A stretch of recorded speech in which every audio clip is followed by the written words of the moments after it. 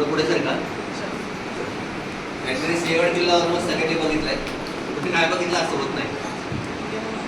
बरं, आता लहान मुलांना प्रश्न विचारणार आहे, बाहेर झाडू तयार ठेवलं, विचारू ना, विचारू का?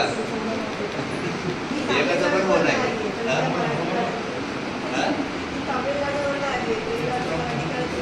कैसा निघलं एम शक्ती नाग ते असतात का?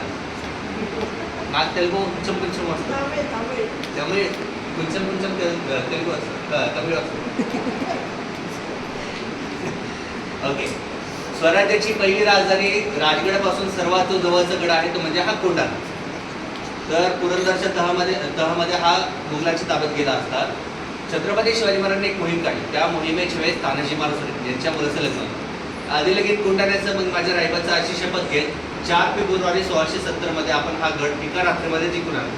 त्यानंतर मी परत 1694-95 सालामध्ये हा गड परत मुघलांच्या ताब्यात गेला असता. नावजी बलकोडे म्हणून एक सुभेदार होते, त्यांनी हा गड राजाराम महाराजांसाठी एका रात्रीमध्ये जिंकून आणला. गडावरती आपल्याला काय काय बघायला भेटतं ते त्यावरती दाखवलं आहे. सगळ्यांना माहिती आहे की युद्धाच्या वेळेस तानाजी महाराज जे होते ते गडाच्या वरती आले, घोरपडीचेच आहेत, ते घोरपडते असं म्हणतात. पण ही चुकीची गोष्ट आहे, कारण की ती घोरपड नसून 2 व्यक्ती, ते 2 व्यक्ती वाघनाकासाठी वरती चढले आणि दोरी खाली टाकून आपल्या सगळ्या भावांना वरती घेतलं. वरती गेल्यानंतर तानाजी मालुसरे आणि उदयभान राठोड यांचं घनघोर युद्ध झालं. हात कापला असताना सुद्धा पण तानाजी मालुसरे लढत राहिले आणि त्याची समाधी आपल्याला याच गडावरती पाहायला मिळते.